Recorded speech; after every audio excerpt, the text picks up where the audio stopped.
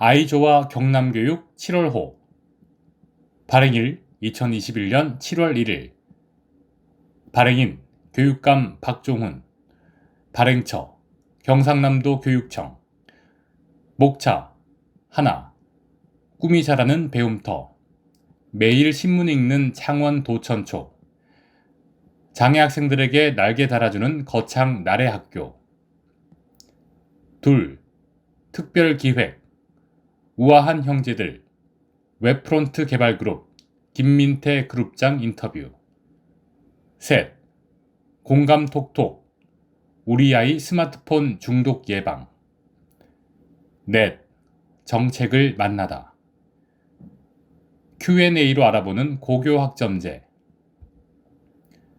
고교학점제 연구 선도학교 운영 사례 김해여고 다섯 청렴 이야기 영화와 드라마로 알아보는 청렴 여섯 내가 가꾸는 꿈 진해용원고 발명공학동아리 스팀 미래직업 3D 프린팅 전문가 일곱 환경 이야기 여덟 그림으로 보는 인문학 존 에버렛 밀레이 오피리아 아홉 건강 톡톡 밤에 아픈 아이 걱정 뚝 달빛 어린이 병원 열 우리말 나들이 토박이발 나들이 일본어식 용어 이렇게 바꿔요. 11 쉼표와 느낌표 다독다독 전국 축제 자랑 등 친구야 영화 보자 라이언 문화가 있는 날 여행 통영 미각 여행 12 의회는 지금 경남도의회 기획행정위원회 빈지태 의원 인터뷰 13 우리가 알리는 도정 소식 경남형 자치경찰제 7월부터 본격 시행 14 도란도란 독자기고 독자 후기 낱말 퀴즈 꿈이 자라는 배움터 매일 신문 읽는 창원 도천초 글 이주현 사진 이윤상 신문 통해 세상을 읽어요. 창원 도천초 신문 읽기 수업 도천초등학교에서는 4, 5, 6학년들을 대상으로 신문 읽기 수업을 진행한다. 스마트폰과 컴퓨터에 익숙한 학생들에게 신문 읽기 수업이라니 뭔가 이해되지 않는다. 하지만 신문 읽기 수업은 학생들에게 제일 재미있는 수업이라고 한다. 도천초에서 진행되는 신문 읽기는 어떻게 진행되길래 학생들에게 인기가 많은지 또 어떤 효과가 있는지 학교를 찾아가 들여다봤다. 세상을 바라보는 눈 생겨 신문 읽기 수업이 진행되고 있는 6학년 교실 파업, 과로사, 주 52시간, 산업재해 등 뉴스와 어울릴 법한 단어들이 교실에서 들려왔다. 학생들이 택배 노조 파업 기사를 읽는 소리다.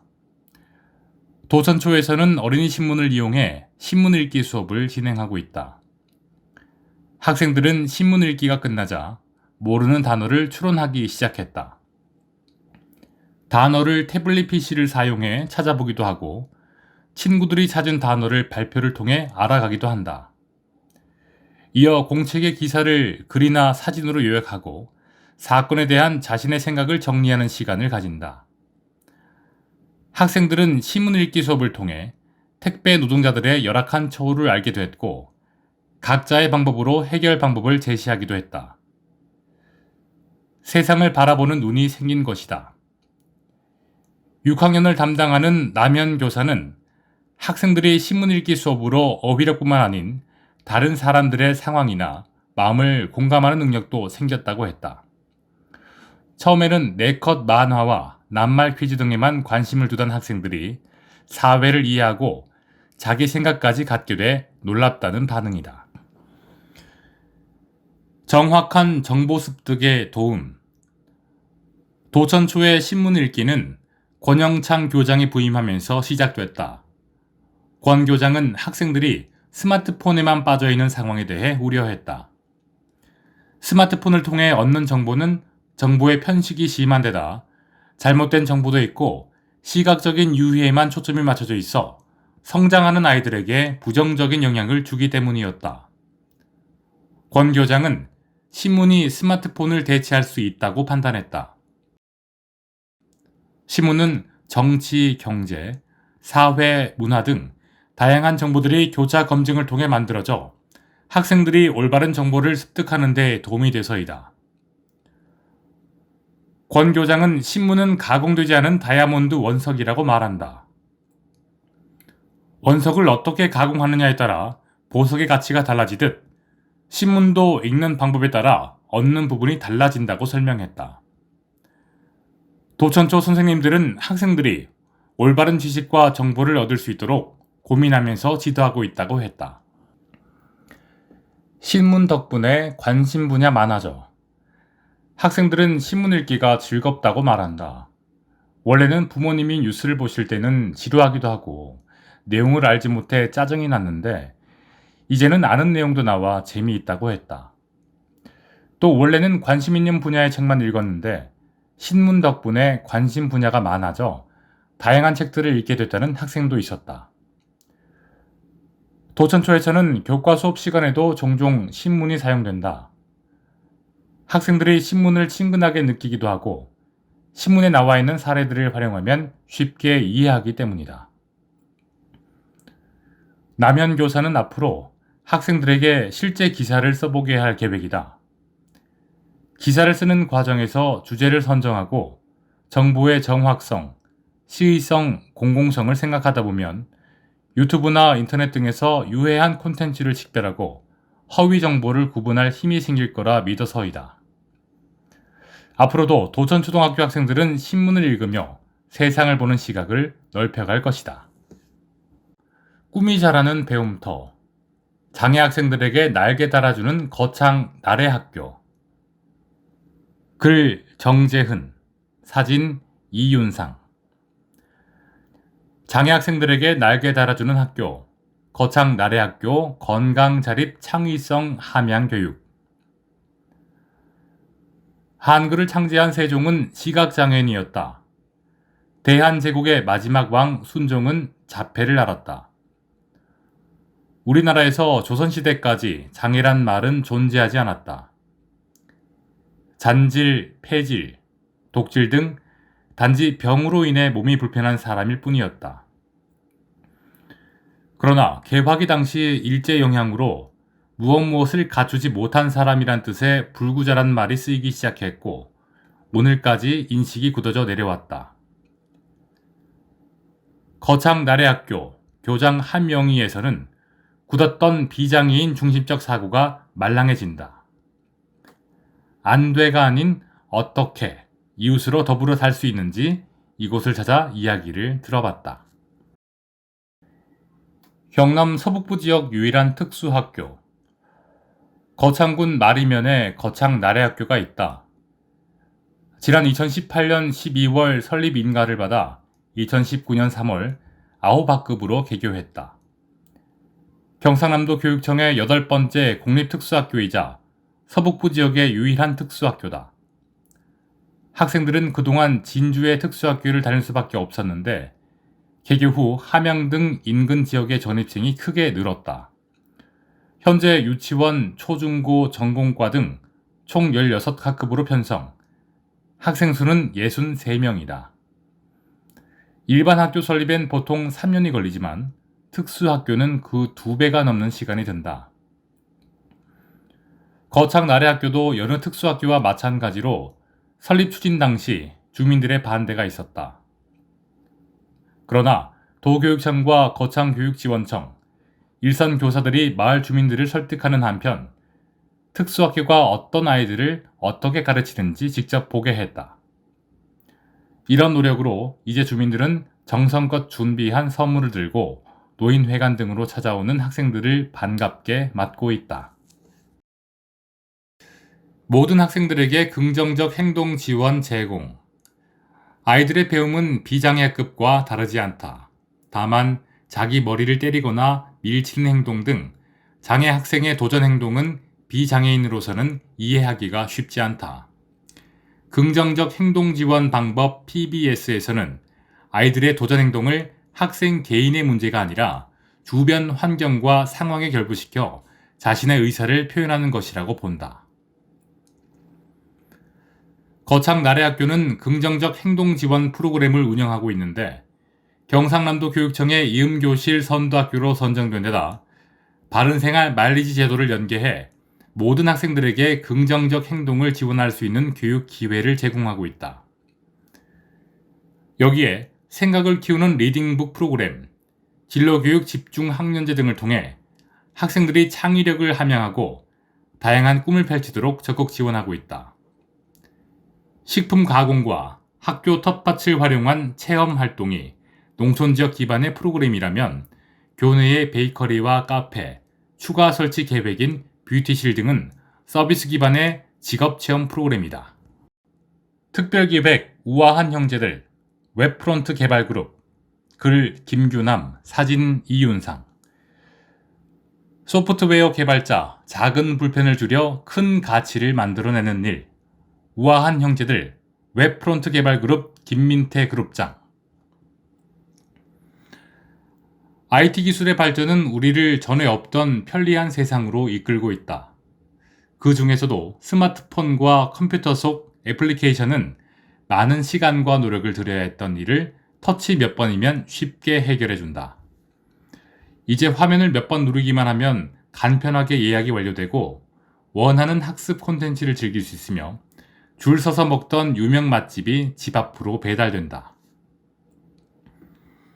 지난 5월 말 경남정보고등학교에서 유명 애플리케이션 배달의 민족을 만든 주식회사 우아한 형제들의 웹프론트 개발그룹 김민태 그룹장이 찾아와 그가 지금껏 걸어온 길, 앞으로 나아갈 길에 대해 함께 이야기를 나눴다.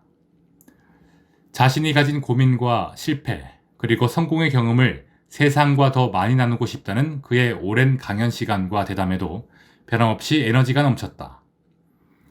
그 에너지는 아마도 세상에 가치를 더한다는 자부심 덕분이리라.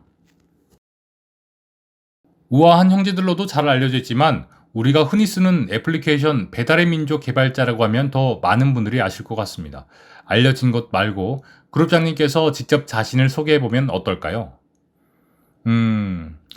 어떻게 소개할까요? 사실 개발자가 은퇴할 때까지 현업에서 일한다는 것은 현 시점에서 매우 큰 도전 과제입니다.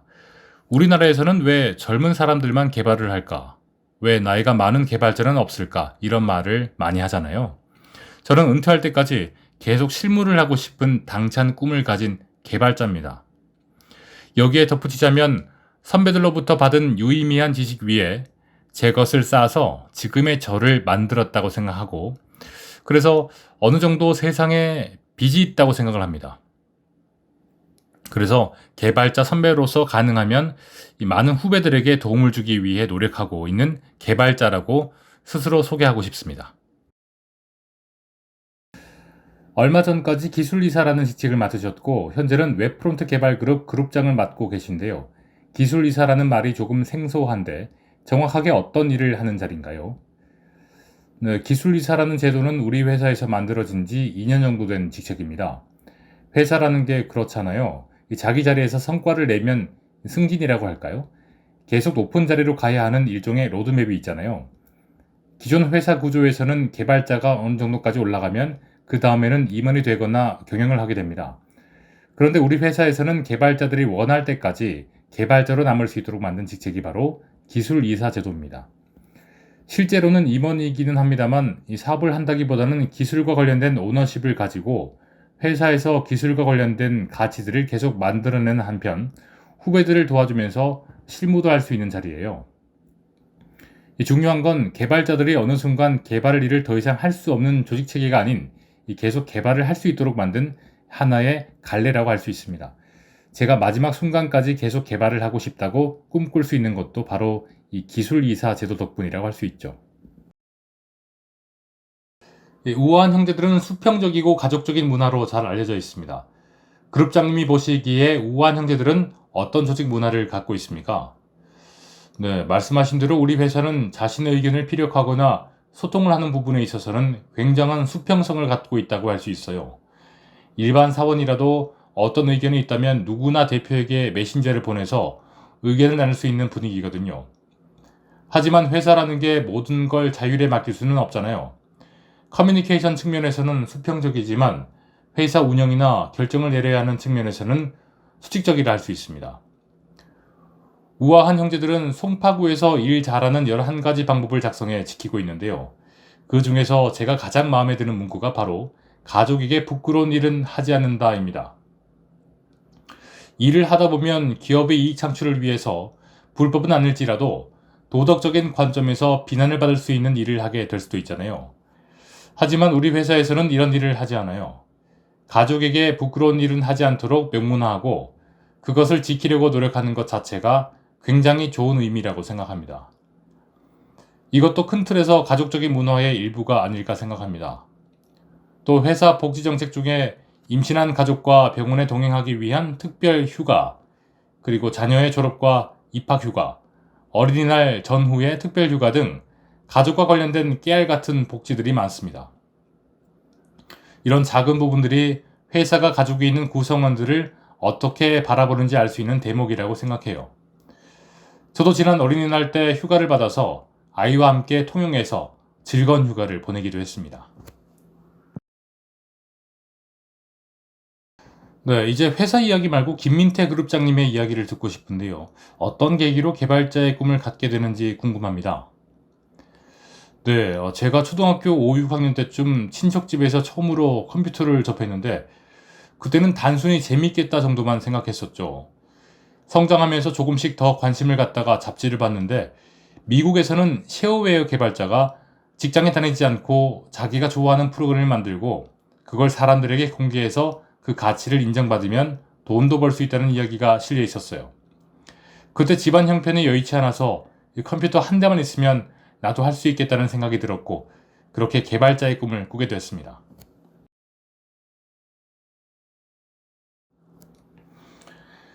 그렇군요. 당시만 해도 개발자가 지금만큼 잘 알려지지 않았던 때잖아요. 개발자가 되는 과정이 쉽지만은 않았을 것 같은데요.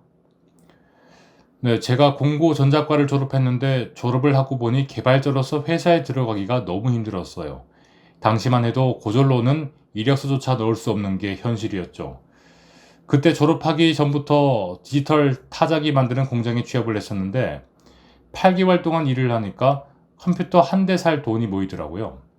바로 그만두고 컴퓨터를 샀고 거의 1년 동안 칩거하면서 컴퓨터 공부만 했습니다. 책 살 돈이 없어서 서점에 가서 IT 관련 서적을 보면서 공부하고 집에 와서 연습해보면서 만들고 싶은 프로그램을 만들었어요. 쉐어웨어도 만들어 보긴 했는데 한국에선 통용되지 않아서 취직을 해야겠다고 생각했어요. 다행히 회사 전산과의 단순 업무 계약직으로 들어가서 그 회사에서 개발 실력을 인정받아서 정직원이 되면서 개발자의 길을 걸을 수 있게 됐습니다. 개발자로 첫 발을 내딛기도 쉽지 않으셨네요. 그 뒤로도 개발자로 살아오신 과정이 쉽지는 않았다고 들었습니다. 예, 개발자라는 직업이 최근에서야 많은 관심을 받고 있는데 당시만 해도 개발자로 일하기 쉽지 않았고 개발자를 구하기도 힘들었어요. 여러 회사에서 일도 하고 또 창업도 했고 실패도 했습니다. 개발 일에 염증을 느껴 포토그래퍼로 전환했던 일도 있었죠. 많은 우여곡절을 겪었지만 어쨌든 다시 IT 업계로 돌아오게 되더라고요. 그렇게 오랫동안 경력과 실력을 쌓아가던 중에 우아한 형제들을 김범준 대표님 부름을 받고 지난 2016년부터 우아한 형제들에 정착하게 됐습니다.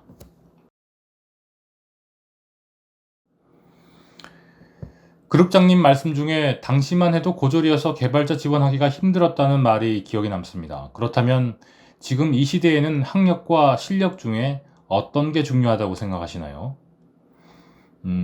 당연히 실력이죠. 다른 분야도 많이 바뀌고 있지만 요즘 IT 업계는 학력 자체를 기술하지 않은 시대예요. 우리 회사에서도 우아한 테크 코스, 우아한 테크 캠프 등 개발자 교육 프로그램이 있는데 학력을 전혀 안 봐요. 프로그램 코딩 테스트를 통과한 사람들 대상으로 얼마나 열정적인가, 또 이 직업에 대해 얼마나 가치를 느끼고 있나, 얼마나 더 성장할 수 있을 것인가, 회사가 주는 에너지를 잘 받아들일 수 있는 사람인가, 이런 것들을 면접을 통해 파악해요. 당연히 학력보다는 실력, 그리고 일에 대한 태도가 훨씬 중요하다고 생각합니다. 실제로 IT 업계에서는 학력과 실력은 다르다는 게 증명됐고, 고졸이거나 좋은 대학을 나오지 않아도 잘 할 수 있다는 것을 많은 분들이 증명해 보이고 있습니다. 저 또한 그 증인 중 한 명이고요. 솔직히 말씀드리면 사실 예전에는 저도 고졸이라는 말을 편하게 하기 어려웠어요. 하지만 이제는 당당하게 말할 수 있습니다. 학력과 성별, 아무것도 중요하지 않아요. 한 번 더 강조하자면 중요한 건 실력, 그리고 태도입니다.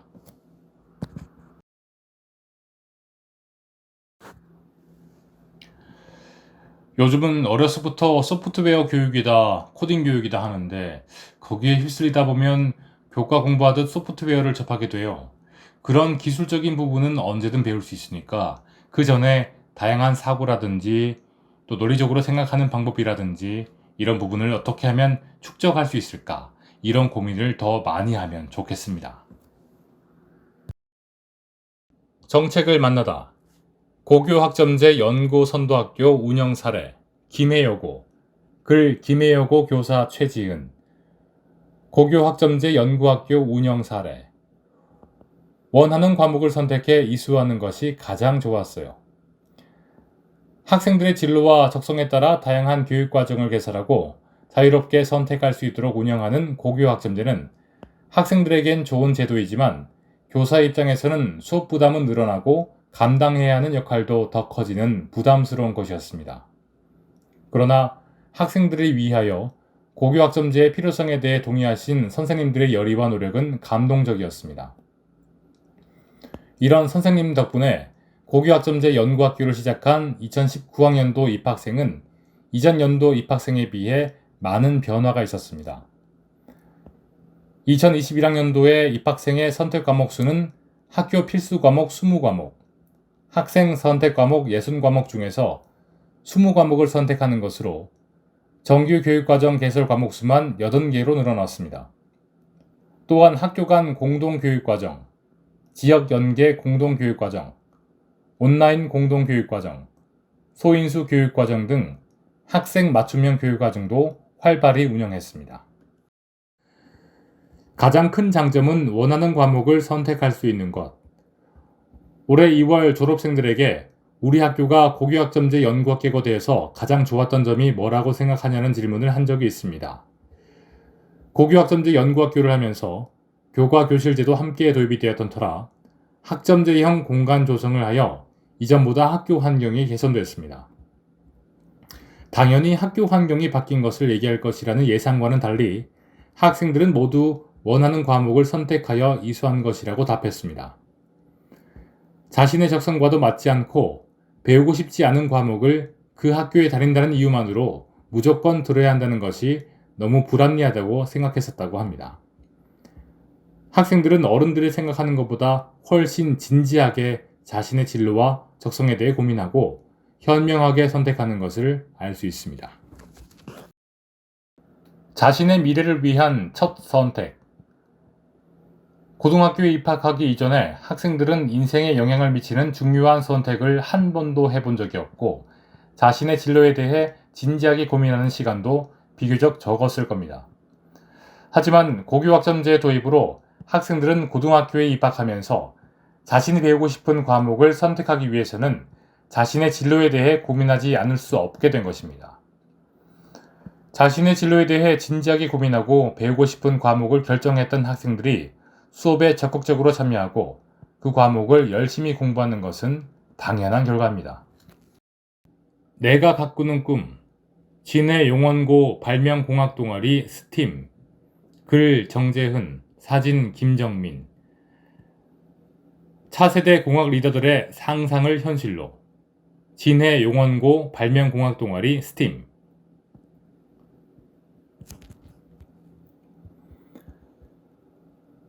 스팀 교육이 대세다. 진해용원고 발명공학 동아리 스팀도 청소년 발명공학계의 대세다. 2018년 개설 후 해를 거듭할수록 독보적인 행보를 보이고 있는데 화려한 수상 이력보다 더 놀라운 건 학생 개개인의 잠재력이다. 이들의 아지트를 찾아 무한한 상상력을 현실로 빚어내는 학생들을 만나봤다.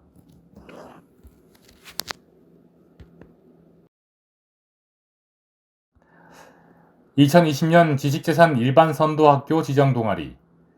진해용원고는 2018년에 지식재산 일반교과 선도학교로 지정된 이후 2년 연속 우수사례 학교로 선정되었으며, 발명공학동아리 스팀은 2020년 지식재산 일반선도학교 지정동아리, 올해는 창업동아리로 운영되고 있다. 스팀은 공학전공 연구심화 동아리로서 공학, 심화 영역을 바탕으로 과학, 기술, 수학, 예술 등 모든 학문을 융합적으로 다룬다. 라즈베리 파이, 아두이노 등을 활용한 코딩 활동, 드론 조종 활동, 목공을 이용한 DIY 메이커 교육 등을 기반으로 특허를 내보거나 이들을 모두 포괄하는 융합 창작 활동 등을 하고 있다. 1학년부터 3학년까지 24명의 아이들은 박송은 지도교사의 조력 아래 자신의 상상력을 마음껏 발휘한다. 3학년 학생 박지은 학생은 먹고 남은 케이크를 보관할 때 상자 부피가 번거롭다는 불편에 착안해 접어서 부피를 줄이는 케이크 상자를 개발했다. 2학년 김여진 학생은 실린더의 압력을 휠체어에 적용해 이용자가 주행 중 깊은 홈에 빠지더라도 혼자 빠져나올 수 있도록 개선했다. 이 밖에 막대사탕의 포장지 자동 커터기, 머리카락의 빗질 및 자동 묶음 장치 등으로 특허 등록까지 받았다. 아이들은 발명부터 특허 등록, 메이커 교육 등을 통해 발명 정신, 창업 정신, 기업가 정신을 체득하고 있다. 박지은, 고등학교 3학년. 24명 중에 저 혼자 문과인데요. 1학년 때 공통적으로 지식재산 일반 교과를 들어서 동아리 활동에서 이해가 어렵지 않아요. 제 문과적 사고와 이과 친구들의 논리적 사고와 결합될 때 더 재미있는 아이디어가 떠오르는 것 같아요. 정혜린, 고등학교 3학년. 저는 교사가 꿈이었는데 동아리 활동을 하면서 의사나 의공학자를 꿈꾸게 됐어요. 지금은 스마트 헬스케어가 화두인데 저 역시 인간 생명에 직접적인 영향을 끼칠 수 있는 의공학 분야를 개척해 사람들에게 더 나은 삶을 선사하고 싶어요. 선배들의 노하우를 기반으로 성장. 언뜻 다른 스팀 동아리와 비슷해 보이지만 진해용원고 스팀이 톡톡 튀는 이유는 멘토-멘티 시스템 덕분이다. 2018년에 생긴 신생 동아리지만 매 프로젝트를 진행할 때마다 멘토와 멘티가 바뀐다. 반도체 부분에 강한 선배, 전기 전자공학에 강한 후배 등 저마다의 강점을 살리고 약점을 보완하게 된다. 지난해 스팀 동아리는 상복이 터졌다. 창원시 여성공감 아이디어 공모전에서 창원시장상, 경남 학생 창의력 대전에서 금상 등 지역을 넘어 대한민국 학생발명전시회에서 대한상공회의소 회장상, 한국발명진흥회장상, 대한민국 청소년 발명 아이디어 경진대회에서 중소벤처기업부 장관상을 수상하는 등 네로라는 전국대회를 누볐다. 화려한 수상 실적은 바로 멘토-멘티 시스템에서 비롯된다. 선배들의 노하우가 모이고 쌓여 후배들에게 전수된다. 후배들은 다시 선배가 습득한 지식 기술의 새로운 아이디어를 다시금 접목한다. 수준 높은 메이커스 스페이스 무한 상상실. 24명의 아이들 중 90% 이상이 공학계열 진로 및 진학을 마음먹었다. 반도체 공학자, 전기전자공학자, 건축공학자, 의공학자 등 미래의 공학도를 꿈꾼다. 진해용원고는 아이들이 꿈에 한 걸음 더 다가갈 수 있도록 메이커스 활동을 위한 무한 상상실을 운영하고 있고, 무한 상상실 내 창의공학 설계실을 별도로 만들었다. 최신 기기 설비 등 수준 높은 환경에서 아이들은 새로운 도전에 과감히 뛰어들어 미래 기술을 선도하는 핵심 인재로 커가고 있다. 쉼표와 느낌표, 다독다독. 경남 교육가족에게 권하는 7월의 책. 교육 리더가 읽으면 좋은 책. 전국 축제자랑, 김훈비, 박태야 지음. 자, 이제 축제장으로 떠나보자. 각자의 자리에서 코로나의 시간을 묵묵히 이겨내고 있는 여러분들이 잠시나마 흥겹게 일상을 떠날 수 있는 기회가 되기를, 잃었던 것을 떠올려 보게 되는 기회가 되기를. 지금까지 이런 여행기는 없었다. 부부 작가의 솔직한 지역 축제 이야기. 사회적 거리두기를 지키며 축제를 즐길 방법은 없을까? 부부 작가는 소외된 지역을 중심으로 다녀온 12곳의 지역 축제 탐험기를 대방출한다. 두 작가 특유의 진솔한 어투로 축제에서의 좋았던 점과 실망했던 점에 대해서 신랄하게 평가하고 있다. 각 장 앞부분에 축제의 탄생 배경과 간략한 지역 소개를 해주고 있어 생소했던 지역에 대한 지식을 쌓을 수 있는 것은 덤이다. 우리의 일상을 되찾았을 때 축제를 제대로 즐기기 위한 준비라고 생각하며 이 책을 읽어보길 권한다. 고등학생이 읽으면 좋은 책, 김영란의 헌법 이야기, 김영란 글, 신병근 그림. 1987년의 헌법은 자신들이 나라의 주인이라는 것을 믿는 시민들에게서 나왔다는 것을 실감할 수 있습니다. 로빈 후드부터 1987까지 역사 현장에서 마주하는 헌법의 탄생. 1948년 제정된 이래 9차례의 개정을 거친 현행 헌법은 오늘까지도 변화하는 시대를 반영하기 위한 논의 속에 있다. 작가는 헌법 제정에 영향을 미친 영국, 프랑스, 미국, 독일의 헌법 태동 현장과 오늘날 우리 헌법이 있기까지 시공간을 넘나드는 헌법 탄생의 5장면을 파노라마처럼 관람케 한다. 청소년들이 헌법에 담긴 가치를 이해하고 논의의 주체가 될 수 있는 장을 마련하여 헌법 개정의 최종 결정권을 지닌 주권자로서 더 나은 민주주의를 위한 선택의 순간에 대비하도록 안내한다. 중학생이 읽으면 좋은 책 순례주택, 윤실 지음. 순례씨가 좋아하는 유명한 말, 관광객은 요구하고 순례자는 감사한다가 떠올랐다. 나도 순례자가 되고 싶다. 순례자가 되지 못하더라도 내 인생의 관광객은 되고 싶지 않다. 무슨 일이 있어도. 순례주택에서 벌어지는 유쾌한 가족 성장 이야기. 이 책은 수리민의 가족이 아파트에서 쫓겨나 돌아가신 외할아버지의 여자친구인 순례씨의 빌라, 순례주택으로 들어가면서 벌어지는 이야기를 담았다. 작가는 누가 더 어린가 내기라도 하는 듯한 세상을 향해 자기 힘으로 살아보려고 애쓰는 사람이 진짜 어른이라고 말한다. 생활지능이 높고 세상을 잘 헤쳐나갈 것 같은 수리미와 지구별을 여행하는 순례자로 살고 있는 순례씨는 청소년들뿐만 아니라 어른들에게도 삶의 태도와 방향에 대해 성찰하게 한다. 읽고 나면 순례주택 입주 대기번호표를 뽑고 싶은 마음이 생길지도 모른다. 초등 고학년이 읽으면 좋은 책, 모두 웃는 장례식. 홍민정 글, 오윤화 그림. 할머니는 아직 우리 곁에 계셔. 다행히 우리한테는 할머니가 원하는 것을 해드릴 시간이 있고, 그러니까 이건 기쁜 일이야. 비록 장례식이긴 하지만. 잘 죽고 싶었던 할머니의 살아있는 장례식. 돌아오는 생일에 생전 장례식을 하겠다는 할머니의 폭탄 선언. 암으로 투병 중인 할머니의 소원은 뭐든 들어주려 했던 가족들에게도 이 상황은 황당하기만 하다. 하지만 현실로 다가온 할머니와의 이별을 눈치챈 윤서는 장례식을 최고의 순간으로 만들겠다고 다짐한다. 윤서와 친구들, 이윽고 떨어져 있던 마음을 보태기 시작한 가족들이 한데 모여 시작된 잔치 같은 장례식. 자연스러운 삶의 마무리지만 조심스러워 쉬쉬했던 죽음에 대해 아이들과 이야기해보고 싶다면 이 책을 함께 읽어보길 권한다.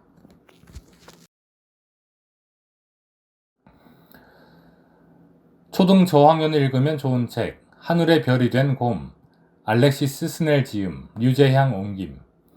만약 내가 도와준다면 큰 곰은 생각에 잠겼어요.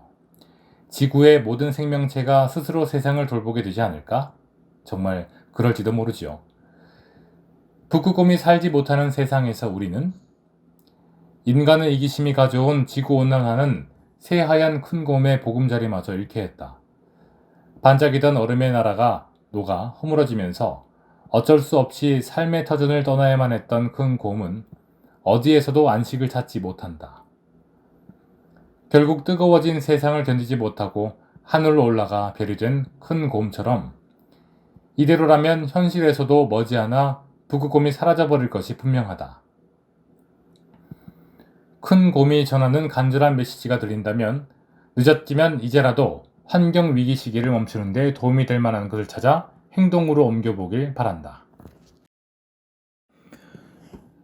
본 추천도서 요약서는 경상남도 교육청 소속 공공도서관 사서들의 연구단체인 경상남도 교육청 공공도서관 연구회 지정연구팀에서 작성한 자료입니다.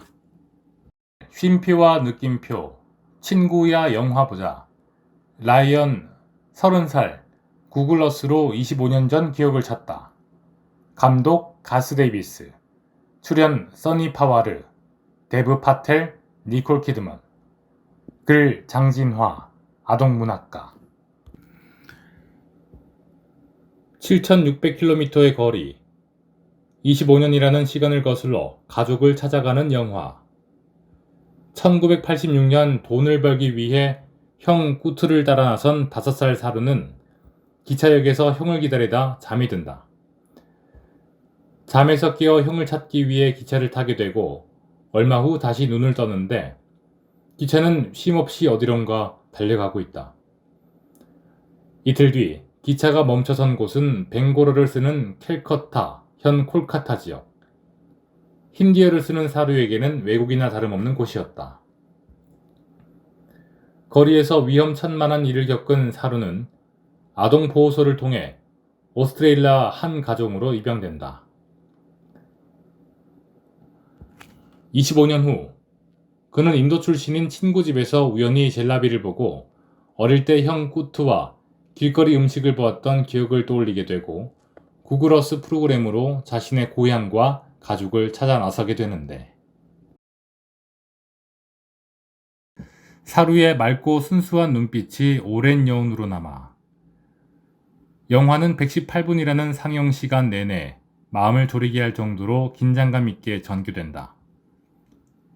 영화 초반부에서는 5살밖에 되지 않은 사루가 형과 엄마를 잃고 낯선 곳을 떠도는 모습을 보면서 혹시 다치지 않을까, 행여 나쁜 사람들에게 잡혀가 나쁜 일을 당하지 않을까 염려돼서이고, 영화 후반부에서는 가족을 찾아 나서면서 양 부모님과의 관계가 나빠지지 않을까 걱정스러워서이다. 그렇게 영화 속으로 몰입할 수 있었던 것은 단연 5살 사루 역을 맡은 써니 파와르의 맑고 초롱초롱한 눈망울과 표정 연기 덕분이다. 형과 엄마에 대한 그리움, 사랑과 두려움을 눈빛 하나로 표현하는 것을 어린 소년의 연기를 보고 놀라지 않을 수가 없다. 실제로 5살 사루 역 오디션에는 무려 4,000명이 넘는 지원자가 몰렸지만 가스 데이비스 감독의 마음에 드는 사람은 없었다고 한다.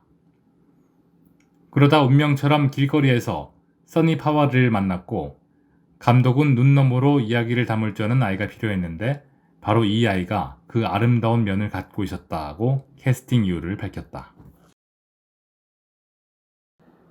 실화이기에 감동이 더해지는 영화. 이 영화는 사루 블레일리의 자전적 수기인 A Long Way Home을 바탕으로 만들어졌다.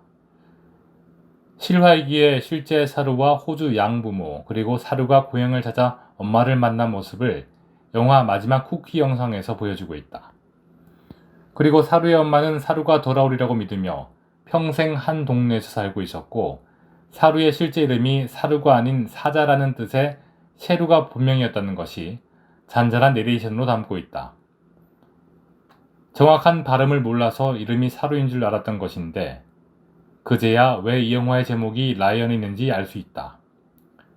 그리고 그 사실을 알고 나니 왠지 어떤 상황에도 굴하지 않았던 어린 사루가 마치 어린 사자와 같이 느껴지기도 했다.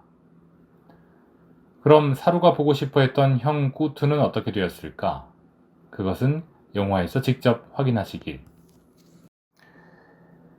배우들의 뛰어난 연기력으로 감동이 2배. 이 영화는 제89회 아카데미 시상식에서 작품상, 나무조연상, 여우조연상, 각색상, 촬영상, 음악상까지 모두 6개 부문에 후보로 올랐던 작품이다. 비록 수상까지 이어지지 못했지만 후보작이라는 사실만으로도 작품성과 연기력 등을 인정받았다고 할 수 있다.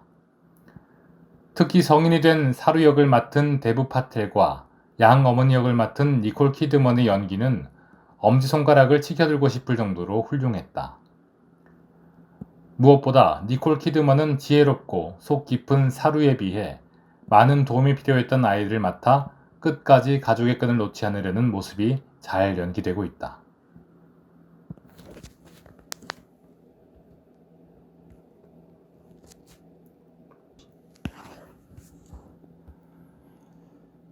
배우들의 뛰어난 연기력으로 감동이 2배. 이 영화는 제89회 아카데미 시상식에서 작품상 남우조연상, 여우조연상, 각색상, 촬영상, 음악상까지 모두 6개 부문에 후보로 올랐던 작품이다. 비록 수상까지 이어지지 못했지만 후보작이라는 사실만으로도 작품성과 연기력 등을 인정받았다고 할 수 있다. 특히 성인이 된 사루 역을 맡은 데브 파텔과 양 어머니 역을 맡은 니콜 키드먼의 연기는 엄지손가락을 치켜들고 싶을 정도로 훌륭했다. 무엇보다 니콜 키드먼은 지혜롭고 속 깊은 사루에 비해 많은 도움이 필요했던 아이를 맡아 끝까지 가족의 끈을 놓지 않으려는 모습을 잘 연기하고 있다. 마음에 와닿았던 명대사. 불임은 아니었어. 아이를 안 낳기로 한 거지. 우린 너희 둘과 사는 삶을 선택했어. 세상엔 사람이 너무도 많다고 생각했어. 힘든 아이들을 겨누어 살아갈 기회를 주는 거. 그게 중요한 거야. 정체성의 혼란을 겪는 사루가 입양이라는 고리가 없는 보통 가족이었으면 좋았을 것이라고 말하자 양어머니인 수가 그 말을 부정하며 한 이야기다. 아이를 낳는 대신 어려움에 처한 아이를 돌보며 사는 삶을 선택했다는 양어머니. 이 말을 듣고 입양에 대한 우리의 편견이 얼마나 두터운지 입양에 대한 개념을 다시금 확인시켜준다. 알면 더 재미있는 이야기 젤라비. 영화에서 사루가 형과 마지막으로 헤어질 때 꼭 사오라고 한 것. 25년 뒤 인도 친구 집에서 발견해 어린 시절을 떠올리게 한 것은 바로 젤라비다. 도대체 어떤 과자인데 오랜 추억까지 소환했을까? 젤라비는 설탕을 밀가루에 버무려 튀기고 그걸 다시 설탕물에 졸인 과자로 인도의 가장 대중적이며 전통적인 간식이라고 한다. 지역마다 모습은 다르지만 기름이 든 커다란 솥에 젤라비를 튀겨내는 모습은 인도 거리 어디서나 볼 수 있으며 젤라비 또는 젤리비라고 불리지만 정확한 명칭은 잘레비라고 한다. 쉼표와 느낌표, 여행, 맛과 멋이 넘실대는 통영, 통영 미각 여행, 글 이주현, 사진 김정민, 이윤상. 통영의 음식은 도시와 닮았다. 전국에서 2번째로 많은 섬 570개와 617km의 해안선, 따뜻한 기후 등 해안 도시의 특성이 잘 묻어나 있다. 봄에는 도다리 쑥국, 여름에는 하모회, 가을에는 전어, 겨울은 물메기탕 등 해산물 요리가 입맛을 돋운다. 특색 있는 통영의 음식을 알아가기 위해서는 어떻게 하면 될까? 직접 맛집을 찾아다닐 수도 있지만 좀 더 간편한 방법이 있다. 올해 5월 개관한 꿈이랑 도서관을 찾아가는 것이다.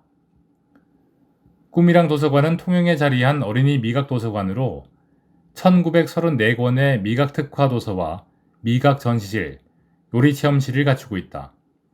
무더워지는 7월 시원한 도서관에 앉아 통영 음식 여행을 떠나보는 것은 어떨까?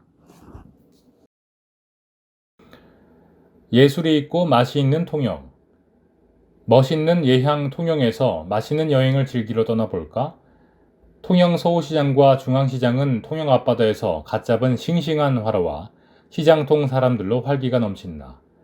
새벽 시장 상인들의 고단한 속을 달래주는 물메기탕부터 시원한 볶국, 시락국, 하보 요리 등이 서호시장의 맛이라면 중앙시장은 멍게 비빔밥, 초장집과 꿀빵 가게로 새콤달콤한 향이 풍긴다. 서호시장과 중앙시장이 인접한 강구 안에는 유명한 동피랑 벽화마을이 있고 마을 구석구석 카페에는 통영의 특산물로 가공한 음료를 홀짝일 수 있다. 통영대교 다리 및 도천동과 미수동 일대에는 살이 통실하게 오른 바닷장어 음식점으로 유명하다. 밤이 되면 대교에 휘황찬란한 조명이 켜져 낭만적인 분위기를 끌어올린다. 밤바다 조명 아래 맛있는 장어구이 한 접시면 여름밤이 새는 줄도 모를 것이다. 사냥읍은 노을로 유명하다. 여름낮 무더운 날씨에 지친 저녁 무렵 사냥읍을 찾아보자. 사냥읍 골짜기 어귀마다 제각각 테마를 살린 멋진 카페가 저마다의 오션뷰를 자랑한다. 테라스에 앉아 여름바다를 한 잔 쭉 들이켜보는 것도 좋겠다. 통영의 수많은 섬에도 맛이 깃들었다. 욕지도의 고구마, 사량도의 문어 등이 입맛을 돋운다. 통영 곳곳을 누비기 힘들다면 어린이 미각도서관 꿈이랑 도서관을 추천한다. 미각도서와 함께 떠나는 맛여행. 꿈이랑 도서관 1층은 맛있는 서재 도서자료실과 새싹의 책방 유아체험 자료실, 소풍 같은 하루 북카페로 구성되어 있다. 맛있는 서재는 다양한 음식과 식재료를 주제로 한 미각 특화 도서를 포함해서 유아동 도서와 일반 도서를 열람하거나 대출할 수 있는 장소다. 꿈이랑 도서관의 도서자료실에는 통영의 향토 음식은 물론 세계 여러 나라의 음식 관련 도서가 소장되어 있다. 유아동 도서와 체험교구들이 비치된 새싹의 책방에서는 아이들이 스스로 책을 펼치는 기적을 볼 수 있는 공간이다. 이곳에서도 책도 하나의 놀이도구가 된다.